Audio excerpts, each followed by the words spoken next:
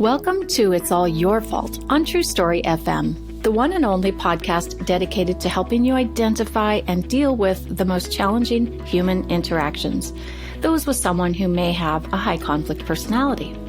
I'm Megan Hunter, and I'm here with my co-host, Bill Eddy. Hi, everybody.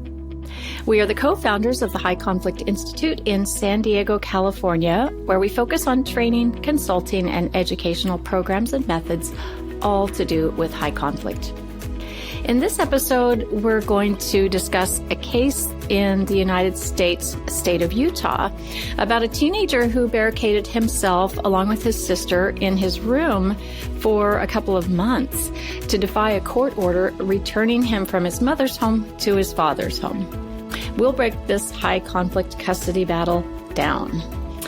But first, a couple of notes. If you have a question about a high conflict situation, please send it to podcast@highconflictinstitute.com or on our website at highconflictinstitute.com/podcast, where you'll also find all the show notes and links.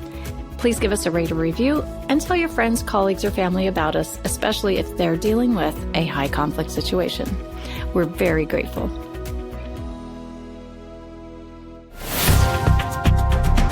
Okay, so as many of our listeners know, we often talk about high conflict divorce and custody battles with alienation, or as some people call it, parental alienation, being a driving force behind many of these battles. So that's today what we're going to talk about. Recently, a young man, a 15-year-old boy in Utah, sent out some TikTok videos into the universe that detailed his family's high conflict drama. According to him, he barricaded himself along with his 12-year-old sister inside a room at their mother's house in order to avoid a judge's order to reunite them with their allegedly abusive father. His videos detailing this harrowing and dramatic experience have made him TikTok famous at the very least. But the issue in many or most alienation cases is that the courts don't know who to believe. Is mom lying? Is dad lying? It's a mess for the courts to identify what's happening. Are the kids lying? So, today, Bill, we're going to do something a little different in how we present this and talk about it. And so I'm going to provide the details first, or some of the details. We'll have you chime in here and there, but I'd like our listeners to hear these details and try to decide who's telling the truth. Is dad doing something he shouldn't? Is mom doing something she shouldn't? What's happening here? So I want you to think about that as you listen. And then we'll dive into it and break it down based on all these details. I know Bill has you have a lot to say on this. So we'll talk a lot about it. So let's start with the details. The young man, 15-year-old, his name is Ty. He said he was abused both sexually and emotionally by his father until age 11 when he disclosed those allegations. He said his sister also faced abuse when she was younger. The young man said, quote, "My own word does not matter and they do not believe my truth." There was a Child Protective Service investigation that deemed the sexual and emotional abuse allegations against the father to be credible. This resulted in restrictions related to his kids, but he did not face criminal charges. The father is now facing an ongoing criminal investigations of some new allegations.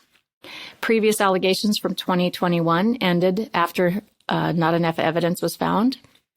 2 other police departments report investigating dad for child abuse now. Dad's attorney denies all allegations, saying, quote, "There have been some similar false claims repeatedly for years. The stories continue to change and expand each time, always about the same events." And that was end quote. Dad claims that his ex-spouse, who is also the children's mother, sabotaged his relationship with the kids through parental alienation.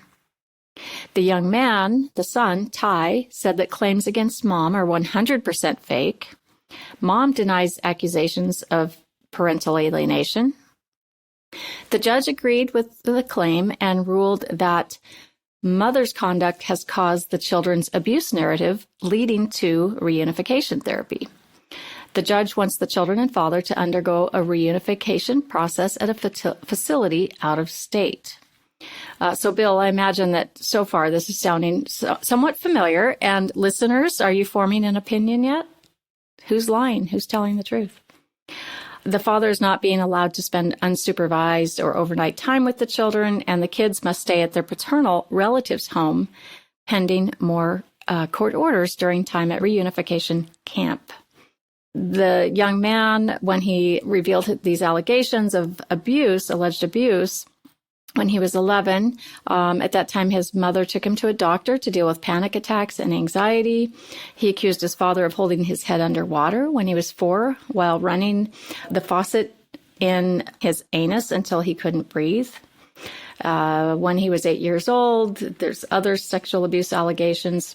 And he also said Dad threatened to kill his mother and sister if he told anyone about the abuse. The younger sister disclosed alleged abuse to her mom around 7 years old, and the state agency found both children's claims to be supported. So then the young man says in the TikTok video that he's barricading himself inside the room at his mother's home to remain safe. Food is being delivered to the children's room by their mother. The young man, Ty, drilled a hole in the wall to reach the bathroom. The judge has sharply criticized the mother for apparently enabling her kids' rejection of the court ruling. The kids are not attending school, and the young man said in the video, quote, "The court system isn't trying to save us. Nobody's trying to keep us safe." So the court has spent many, many hours going through evidence and testimony, and it's a mess. So, Bill, well, let me ask first, listeners, do you know what's happening here? Who's telling the truth? Who do you believe? Okay, Bill, let's break it down. This sounds like about 6 of my cases that I'm consulting on right now. So let's start with that you have to have at least 3 theories of the case, and really any high conflict case. Kids say dad's acting badly, and you have to consider that's a real possibility. You have to investigate that. Dad says mom's acting badly. So you have to take that seriously, and you have to investigate that. And you have to consider the possibility that both are acting badly.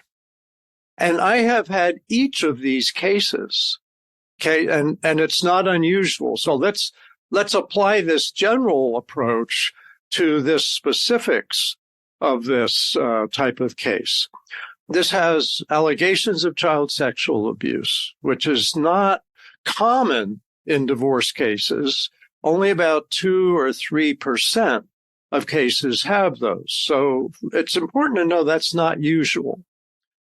Also, parental alienation is probably about 20% of custody disputes in family court have allegations of parental alienation, that one parent is doing something, whether on purpose or not, to discourage the children from a normal relationship with the other parent.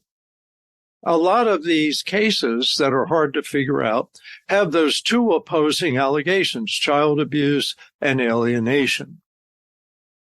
Now, it's possible people jump to conclusions often based on the children's behavior. But you're actually not supposed to figure this case out by going, what's the child's behavior? So the child's resisting going with dad. Does that mean dad did something wrong? A lot of people jump to that conclusion. A lot of other people say, does that mean that mom's alienating the kids and that their resistance is attributable to mom? And when you do a parental alienation investigation, you don't attribute the child's behavior to either parent. You don't assume it. Just because they're at mom's house, it must be because mom's doing something wrong. So you have to dig deeper. On the surface, these cases look the same.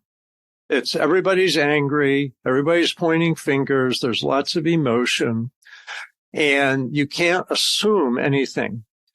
I don't know if you're familiar with this saying, but from drug and alcohol treatment, we used to teach that assume makes an ass out of you and me. ASS. I have heard that. And these cases operate on assumptions. A lot of people get involved who don't know what's going on and take positions and escalate them. This is the classic high conflict custody case. Now, some things you've said bear looking into. One is Child Protective Services said the allegations by both kids were credible. I would want to know the details of that. And I want to, I guess, start with that. I've had allegations of child sexual abuse cases that were true. And a couple of cases, people went to jail because of that. Police were involved and it was proven true. I've had cases that were false. And in some of those cases, the parent honestly believed it was true, but they were, for one reason or another, distorting their perceptions of what was going on. And evaluations and investigations basically showed up. It's the parent's overreaction and not child sexual abuse.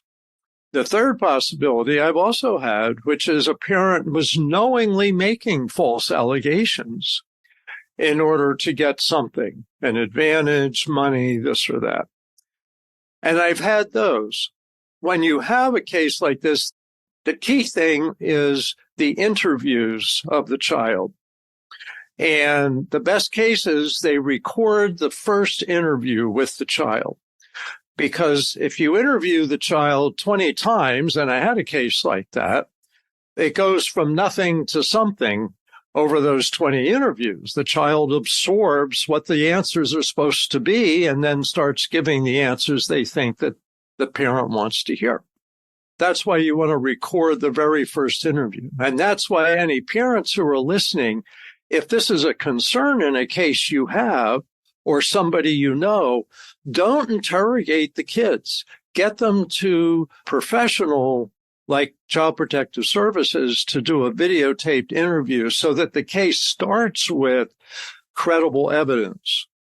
Years ago, 30 years ago, when I graduated law school, I was studying this issue because there were several big cases going on. And the conclusion, one of the states, I think it was New Jersey, required a taint hearing to see if the child's evidence had been tainted by interviewing, because the interviewing process influences, especially kids. So you need to know what's that interview look like. And you need to know what the details are. You have to ask a ton of questions. You can't just go, oh, okay, well, I get it. You have to ask the child, so are you sure that's what happened? Did anyone tell you to say that's what's happened? What were you wearing when that happened? Those kinds of questions. So you have to really be open-minded and not have what we call confirmation bias, an assumption in your brain of what the right answer is, because if you do, the child will pick that up. I would want to know a lot about that. I'd want to know the interview. I'd want to watch the video. One case I had, 4-year-old girl, in the recorded interview, she was speaking normally, this and that. And then when she would say things like I was touched or this and that, she would change her voice. And her voice became a growly voice. And she was, for some unconscious reason, distorting her voice. And it turned out in that case that those statements were false and they had been influenced by the mother. Anyway, so that's one thing. Now, polygraph tests are another thing. They're not admissible in court, but if I ever had clients accused of sexually abusing a child, one of the first things I said is, I want you to get a polygraph test. And this isn't determine what's happening, but it may help us figure out what to do. And they come back with a polygraph test that says they're not lying, that they're being honest, that they're being consistent. Then I'm much more enthusiastic in looking into that maybe this really didn't happen. And what's interesting is I had a case early on where the mother also did the polygraph test, and it said that she was distorting, that she was deceptive. And it turned out that that's really what was happening. She was influencing the child, and she was one of those knowingly false cases. And Bill, that's so fascinating with the polygraphs. And I recently heard a criminal investigator, a homicide investigator, say that when he suggests a polygraph to suspects, he's less interested in how the test comes out often than he is whether they're willing to take it or not. Right. With that case I was telling you about, and that case was 20 years ago, I think, I got to meet with the police officer who does the polygraph. And he really revealed a lot to me of the whole context, that there's a lot. It's not just the graph. It's the discussion. It's a lot of context. It's the questions you ask first. All this stuff. And I don't want to say too much because I don't want to influence it. Yeah. But anyway, so getting evidence is the key. So I've been talking about child sexual abuse. Then let's look for evidence of parental alienation. So if you can't just assume the child's behavior is because of the mother, you have to see, is the mother doing alienating behaviors? And that's one of the strict rules that many people don't follow, is they attribute the child's behavior to the parent without knowing, is the parent actually doing anything? Because the child may be legitimately afraid of the other parent or not. So with parental alienation, what's the parent saying? What's their body language? Do they hate the other parent? When did this begin? And with divorce cases, it's often at the time of separation. Somebody's upset and angry about that. But there's cases where the alienation begins even before the separation because one of the parents is just a very high conflict person. So you look at, what are they saying? What's the body language? What do other people see? What's been written? And one thing that's fantastic in these cases is looking at the history of emails and text messages, because you often see like all or nothing language from one person and the other person's trying to be reasonable. Yeah, the digital world has changed investigations dramatically. Yes. And judges get a lot of these emails and texts and they go, okay, this is one of those cases that's mom, or this is one of those cases that's dad, or this is one of those cases that's both people pointing fingers and actually acting badly at the same time. So I guess I don't want to get too long-winded here, but the idea is you have to look for detailed evidence and you have to know the evidence you're looking for. You can't make assumptions. Assumptions are what ruins these cases. And the world has assumptions. And if he's on TikTok and it's on the news and all of that, most people are going to have assumptions, but very few people are going to have evidence. Interesting. So in this case, the judge ruled that reasonable force could be used to enter the door and get these children out. What are your thoughts on that, Bill? Okay, so this is because it's an alienation case, the judge is seeing it as. In an alienation case, a severe alienation case, there's some where the child's resistant, but, still goes, but complains. This is a severe case where the children are that resistant, but kids resist.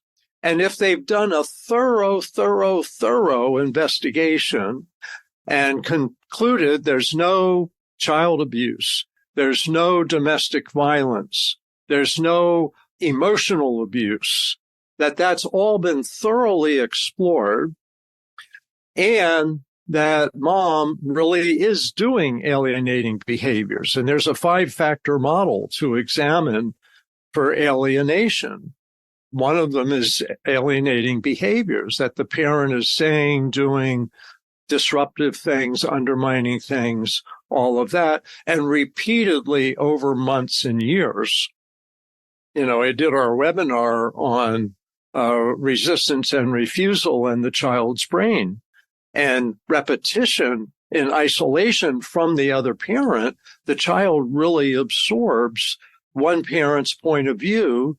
And if they're between 9 and 13, they start losing their memories of the other parent because there's a lot of pruning going on in the brain. It may not be all memories, but some memories. So you want to investigate for that and see if mom's doing these things and dad really isn't doing these things.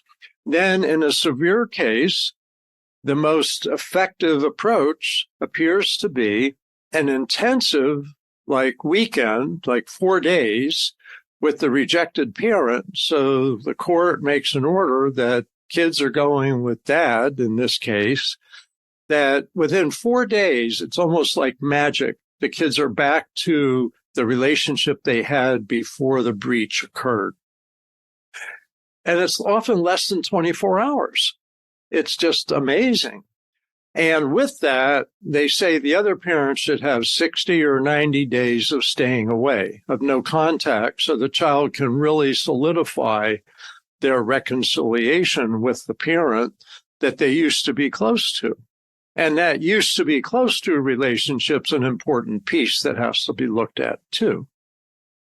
So you get something like that, and it's like magic, and it works. So forcing the child to go kicking and screaming is often how they start. And within 24 hours of being engaged with that rejected parent, they're kind of back to normal. So it may sound harsh, but if all that good investigating has been done, then that's what makes sense. Now, I want to say I've been involved in cases that weren't well investigated, and that method was used, and it wasn't successful. And within 4 days, there wasn't a wonderful relationship. You have to really make sure you've done all that research. And part of this is people's opinions can get in the way. So judges, lawyers, therapists, evaluators have their own opinions, and they have to be good at being objective. And that's the key with all of this. So that's it in a nutshell. All right. Well, I think, we can see why it's such a dilemma for a judge and for anyone who is looking at a case like this or, reading about it in the newspaper. It's very challenging until you take what you've said into consideration. So, unfortunately, a lot of judges might not have this kind of information going into a family court role, and they're faced with some really tough stuff. So my sympathies lie with the judges and with the kids and everyone involved in these cases, of course. So we can all get more educated, and I think it's a wise thing to do so. All right.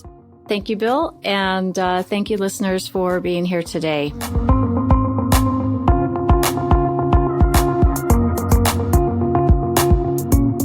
Next week, we hope you'll join us when we discuss the leaking of classified documents by a 21-year-old Massachusetts Air National Guard employee who posted highly sensitive national security documents online. We'll be talking about why anyone would do this. Is he a narcissist who needs fame or to look important to friends and family? We will explore this. In the meantime, send your questions to podcast@highconflictinstitute.com or submit them to highconflictinstitute.com/podcast and tell all your friends about us. And we'd be very grateful if you'd leave a review wherever you listen to our podcast.